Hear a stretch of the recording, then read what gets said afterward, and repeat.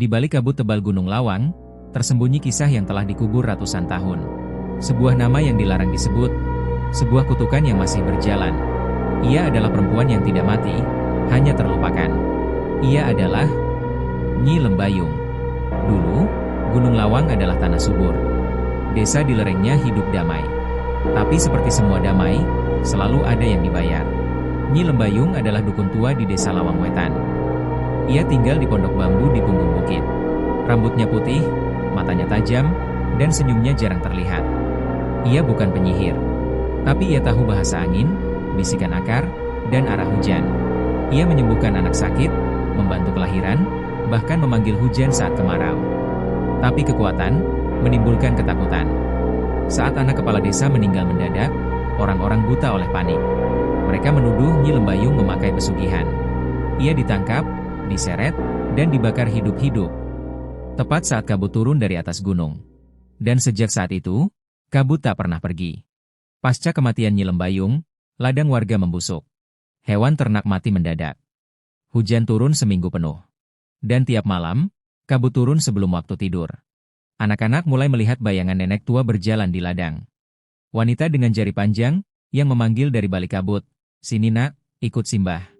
Satu demi satu anak desa menghilang. Tak ditemukan jejak, tak ada suara. Hanya boneka atau sandal yang tertinggal.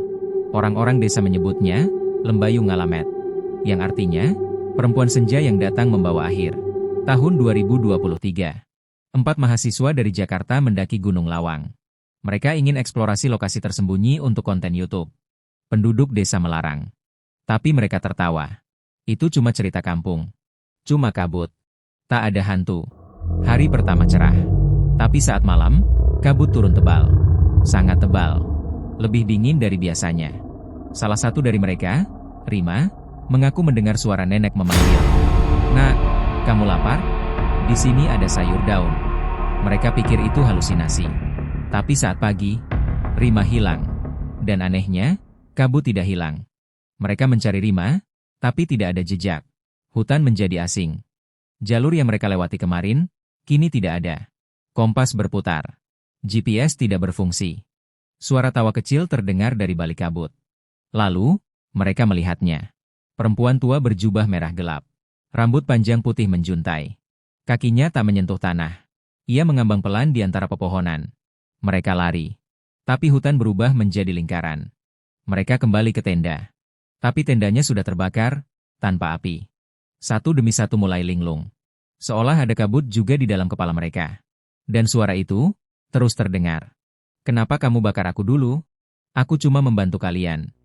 2 hari kemudian, hanya satu dari mereka kembali ke desa. Namanya Ari. Ia ditemukan gemetar di depan gerbang desa. Tubuhnya penuh luka gores. Ia hanya bisa berbisik, Jangan biarkan kabut itu masuk ke rumah." Tutup pintu saat maghrib. Ia kehilangan akal. Dimasukkan ke rumah sakit jiwa. Tapi sebelum itu, ia menulis satu kalimat di dinding kamarnya. Lembayung belum selesai. Kini warga desa Lawang Wetan melakukan ritual maghrib. Setiap senja, mereka membakar dupa dan membacakan doa untuk Simbah. Mereka tidak pernah menyebut nama Nyi Lembayung. Hanya Simbah. Dan satu pantangan masih dijaga. Jangan pernah mendaki Gunung Lawang saat kabut mulai turun. Karena Nyi Lembayung tidak suka orang kota. Ia masih mencari anak-anak yang dulu menolak memanggilnya Simbah. Dan bila kau naik gunung itu suatu hari nanti, dan kau mencium bau daun terbakar, dan mendengar suara perempuan tua memanggil namamu, jangan menjawab, jangan menoleh, dan jangan sebut namanya.